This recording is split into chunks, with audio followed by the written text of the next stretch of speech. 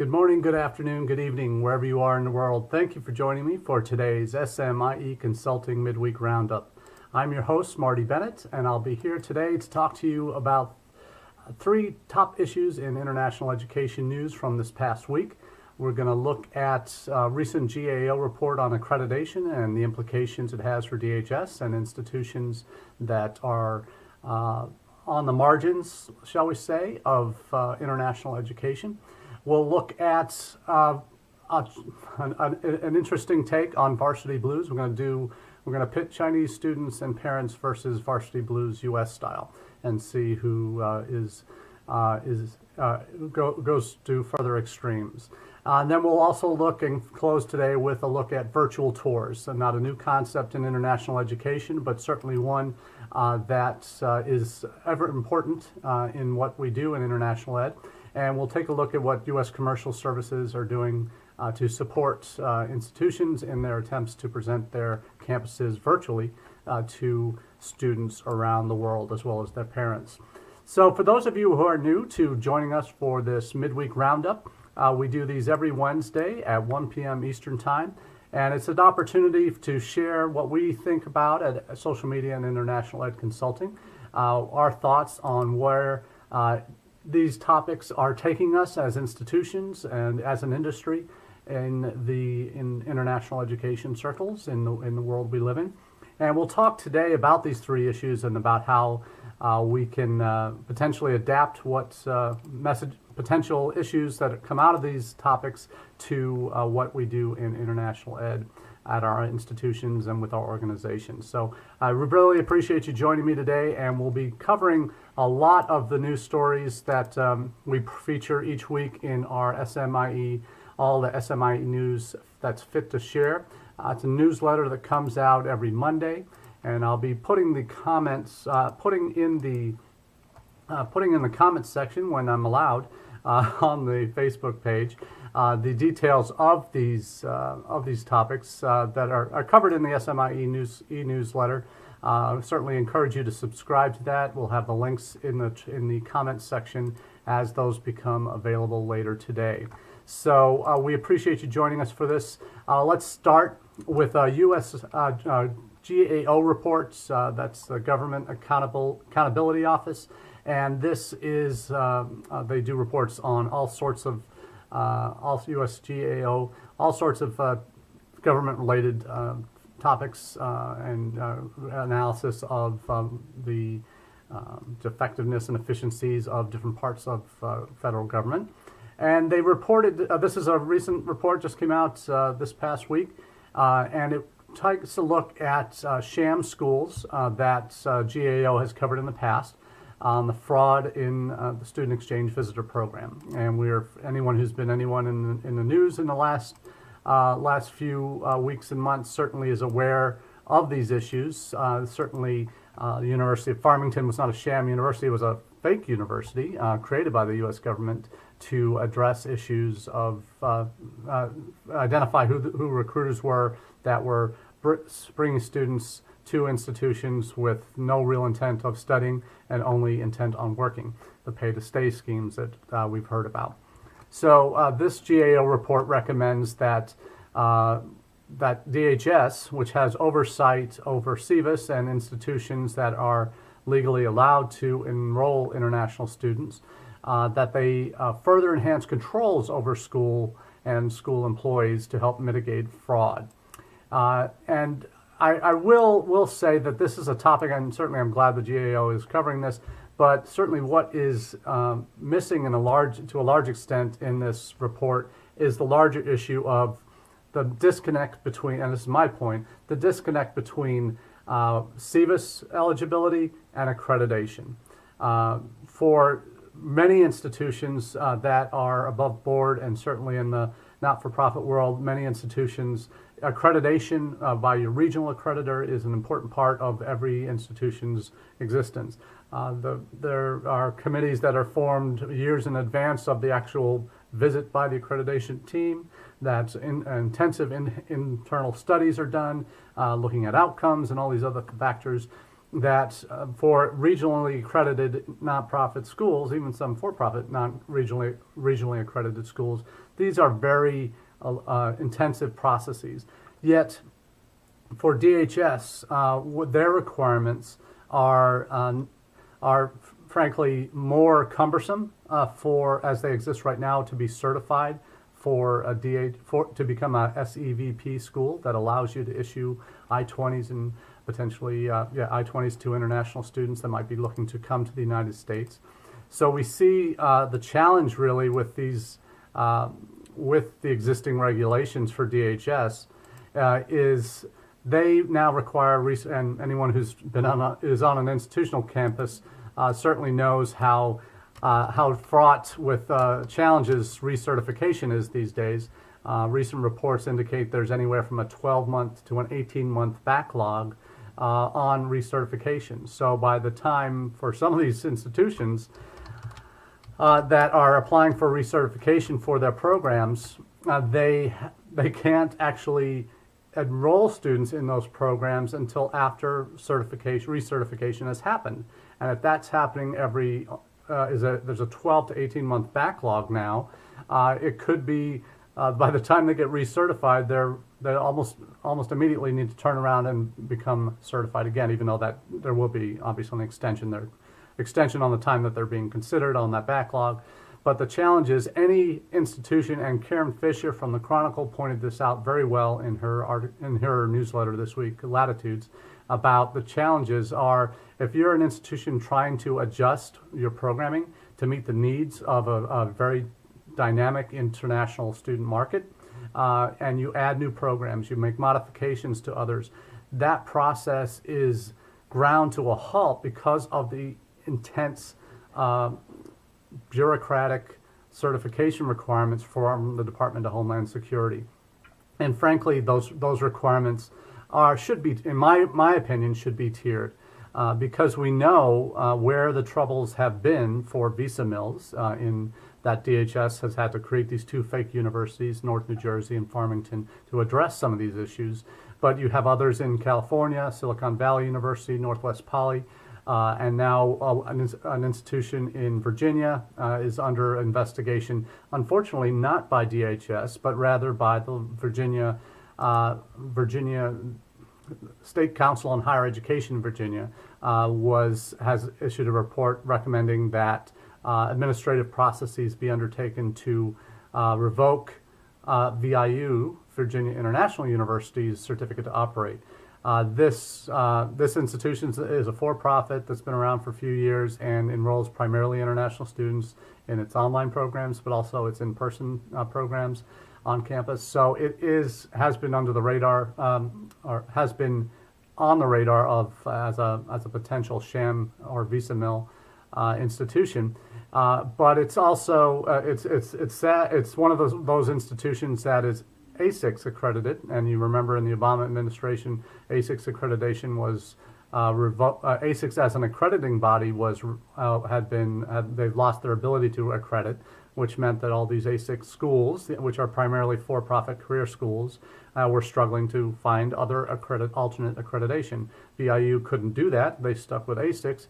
ASICS under the Trump administration has had a reprieve, so to speak, and been allowed to continue to accredit institutions. So we're really, but ASICS itself hadn't really taken any action against VIU, and that's part of why the State's Council on Higher Ed in Virginia stepped in to take action against this kind of an institution. So the challenge is why I said accreditation and certification for SEVIS need to be tiered in the way institutions are recertified. I would certainly much prefer and see as greater value in terms of bureaucratic changes that have to happen in order for institutions to receive their regional accreditation. I would argue that those regional accreditation guidelines should be pinned to recertification in SEVIS, so that every 10 years, that for most regional accreditors, those are valid for 10 years when they certify or recertify an institution's accreditation. So and frankly, the problems that occur in terms of sham universities are not in the non-for-profit world largely. They are in the for-profit world. And let's call a spade in this respect, that where the bad actors typically are in the United States on visa fraud and visa mills are on the for-profit side, and are largely accredited by national accrediting bodies like ASICS and at least one other accrediting body for career schools.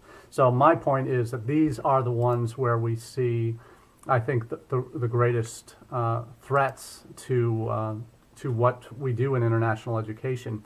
So in terms of our own standards, as I mentioned, I'll be posting the links in the comments section to this live video after the event, since Facebook's not allowing me to do that right now.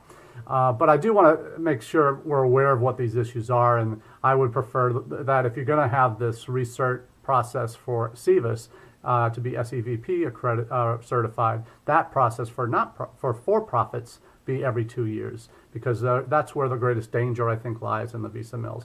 And I would propose that reaccreditation for accreditation in SEVIS for regionally accredited institutions be on an every 10-year basis, again, tied to their regional accreditation. Because right now there's a disconnect. DHS and education accreditation are not, they basically consider all accrediting, CHIA-approved accrediting bodies are the same. And represent the same kinds of institutions. Clearly not the case.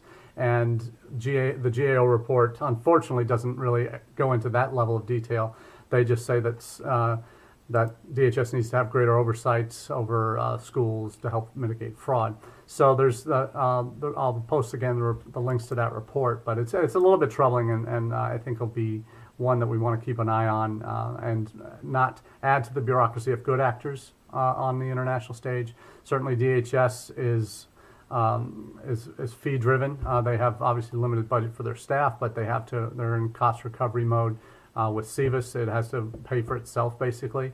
So that and they've dramatically expanded their staff for the kind of recertification visits, and everybody's got an ICE official that visits their campus at least once a year, but oftentimes twice a year. So these are things that need to be addressed on a larger scale, and perhaps as part of a larger immigration overhaul. Who knows? But we're dreaming if we think that's happening anytime soon. Now, second topic of the week, I want to shift gears and look at what's happening, kind of a topic we've covered the last couple of weeks in some detail, and that's Operation Varsity Blues. We talked when it first broke about that impact of Operation Varsity Blues as another potential bad sign for what U.S. International educators had to deal with in terms of reputation for the United States, but I think that's less of a real issue when you look at, frankly, what we talked about last week, and that is how Varsity Blues pales in comparison to what happens internationally. We only give a couple of examples of that, but I want to focus today on a couple of articles that came out in the wake of Varsity Blues that kind of outline what's happening, and this focus on these three articles is really on Chinese students and their parents. The first article relates to Chinese students. It's an opinion column from South China Morning Post that says, when U.S. universities stop admitting subpar Chinese students, the cheating will end too. So this kind of goes in line with what we've talked about in the past here, that institutions have seen dollar signs when they've seen Chinese students in the last 10, 15 years, and that's led to institutions accepting the full paying kids that potentially might not be the best matches academically for their institutions, might be lowering standards, might be turning a blind eye to suspect behaviors on the part of agents in China that are being paid by parents to apply for their children to get into top schools on a much broader scale than we ever thought. We think Varsity Blues is a big deal. That's millions of dollars kind of a situation with Operation Varsity Blues. The industry, so to speak, of cheating and people through agents, through cheating for testing, through a number of other areas of the college admissions process. It's called $1 billion a year business. So it is just it's a real challenge for institutions to monitor and to really prioritize their where they stand ethically when it comes to issues like this. I mentioned the case previously where I would see essays and transcripts that from the same school that were basically identical essays, and transcripts that were within 1 or 2 grades the same, clearly done by the same agent and not from that school, but I wasn't able to challenge that with the institution. But this is something that I think is a real issue for institutions that have seen the dollar signs and said damn the consequences. This article is from a Chinese perspective. Obviously, it's someone who had come to the U.S. from China back in the 60s and 70s. Has gone back and talks about his experience and now how much different it is now. And it's really, whether it's plagiarism, ghostwriting, copying from classmates, those are issues that students are certainly doing, international students and Chinese students and others in the United States. That's an academic culture issue in terms of what's accepted. And plagiarism in China means a very different thing than plagiarism in the United States. I had a colleague who spent a number of years in China relate that story to me recently. Certainly, he had been working on the advising side, working with students coming to the United States to make sure they were prepared. And when those issues of plagiarism came up, they were talking on 2 different levels in terms of what that meant, in terms of expectations of the U.S. institutions and what was acceptable in China. This article is particularly insightful given that perspective on the Chinese market. Then there's another article from Foreign Policy. It's how rich Chinese parents get their kids in the U.S. colleges, and this is a direct look at what money will buy you in China when it comes to when it comes to getting their students their parents get what they will pay to get their students into institutions in the United States. Why do they look at the United States? There's a wide range of issues. Why? Because of intense competitiveness for places at Chinese universities, which have expanded capacity over the last 20 years, but still there aren't enough places for the best students, so they begin to look elsewhere. You see international students are paying, and Chinese students in particular, as this second article from Foreign Policy addresses, that one Chinese student's parents paid $90,000 for a personal agent to help him through the university application process. $90,000. The package that the parents paid guaranteed between 3 and 5 offers from universities in the top 60. Now this student who got in and went to the United States at a West Coast institution said the agent. And this is direct from the article. The agent helped him polish the grammar and structure of his personal essay and made a few suggestions regarding what topics or things I could include. Agent also suggested extracurricular activities that would boost the student's application, as well as going through practice SAT and ACT papers. He said that almost all of his Chinese friends at university contacted an agent somewhere in the process of application. That's nothing necessarily new, but the essay is certainly one of those features for Chinese students that does raise a lot of issues. When we talked about the billion, that Varsity Blues was $1 million kind of issue there. Parents paying $1 million plus to get their students into a school. In China, when you just look at the test prep industry alone, the article points out in 2016 in China, it was worth $3.9 billion for test prep in terms of ability to access a U.S. institution through these tests like SAT and ACT. There are literally hundreds of companies in China that are now promising help to students to navigate admission systems and put together applications that guarantee success according to the application. And these are companies, not just necessarily educational agents, which are in the thousands in China, But we look at what's happening in China and the price, the value that they place on being educated in the United States. You really see an incredible difference here. So what I propose on this front, it's not something that institutions are going to get their heads around anytime soon, unless they're willing to commit resources to it, to look at the validity of test scores, to be using services to assess essays, and to confirm details on student transcripts that or activities that they've been involved in that may not be verifiable anywhere else. So this is something that I think it's a larger question that that institutions need to be very focused on if they're going to really get their heads around the issues that are being faced. Now, one professor at a Maryland university certainly has not got his head around this issue, and has in fact gone the exact opposite direction. He's recently resigned from his position at the University of Maryland, College Park, where this professor accused a group of Chinese students of cheating, and was accused in turn of discriminating against these students based on their race and national origin. There's a couple of issues with this article. This is from Inside Higher Ed that was put out on the 21st. This professor, David Weber, recently resigned from that institution.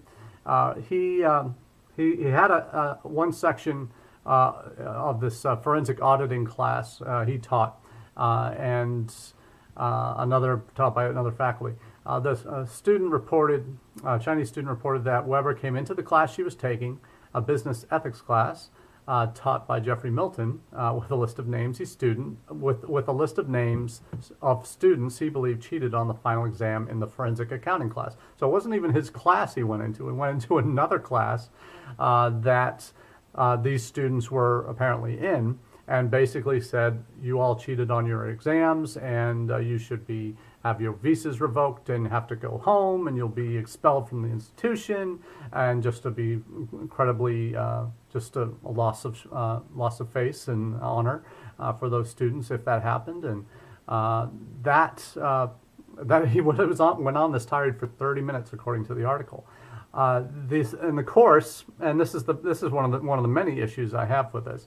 Obviously, a professor doing anything like that publicly is beyond the pale in terms of what would be expected in the classroom. But take a look at what this course, the composition of this course. 90% of the course, of this forensic accounting class, auditing class, were Chinese. What kind of learning environment is being created on a campus in an academic program, business program, I assume, or an accounting program, I assume, where you have 90% of your students in a class from one country? And the other 10% might have been other internationals. Maybe you had a few U.S. citizens in that classroom. Probably not. I mean, I've worked at an institution that had 75% of their population in an MBA program be international. And that was only because a lot of the domestic students have been drawn to the online MBA program. But this is symptomatic of the larger problem we're talking about here. An institution that says, well, I don't care if we have 90% of our students in a particular program be from one country. That won't impact us at all. Clearly it has. And it sent one faculty member over the edge. And that's something that is part of the larger issue that institutions certainly need to get their heads around in terms of what they allow their academic programs to become, and to have some kind of quality control over who they're admitting and how they admit them. So those are the top two stories today. What I want to close with is something that, for those who know me for a while, virtual tours is something I've been involved in since my days with Education USA, and even back when I was on institutional campuses before that. Putting together walking tours of campus or video tours of campus has always been something that for international students is so valuable, because 95% of them don't come to campuses before they enroll because of their overseas ability to travel. So for virtual reality visits to U.S. schools, certainly the technology has improved dramatically since the first days of shooting a video or on your campus and posting it on YouTube and such. But now there are 360 tours, there are virtual reality tours. U.S. Commercial Service has gotten on board with this recently with virtual education fairs. They've done those for a while. Education USA had partnered with College Week Live and now Platform Q Education on these kind of virtual college fairs in the past. But doing visits to virtual visits to U.S. colleges is an important part of what we think institutions need to be doing for their international audiences and parents, because they're important pieces of the puzzle too. So kudos to U.S. Commercial Services for being a part of this process, and I certainly think more institutions need to be doing this if they're not going to be, certainly if they're not going to be traveling overseas, need to make these kind of virtual visits possible for families to get a sense of what their son or daughter might be coming to see and live in for the next 4 years. So that's all we have for today on this week's Midweek Roundup. But I do encourage you all to both subscribe to our SMIE Consulting e-newsletter called All the SMIE News Fit to Share. And the links to those will be posted on the comment section on the Facebook page. But for quicker access, go to smieconsulting.org to the subscribe link, and you'll be able to find a way to subscribe direct to see past editions of the newsletter to get the weekly digest that comes out Monday mornings. So wish you all, for those who are also listening on the podcast, thank you for that. Really good to see those numbers picking up in terms of people downloading the podcast weekly on your favorite iTunes, Google Play, Stitcher, Spotify, Podbean, whatever you may be using to listen to podcasts. I'm glad you're checking us out and hope we're providing some valuable content to you. So I wish you all the best of luck in the weeks to come, and join us next Wednesday at 1 p.m. Eastern Time for next edition of the weekly roundup, midweek roundup. So thanks again, and have a wonderful day.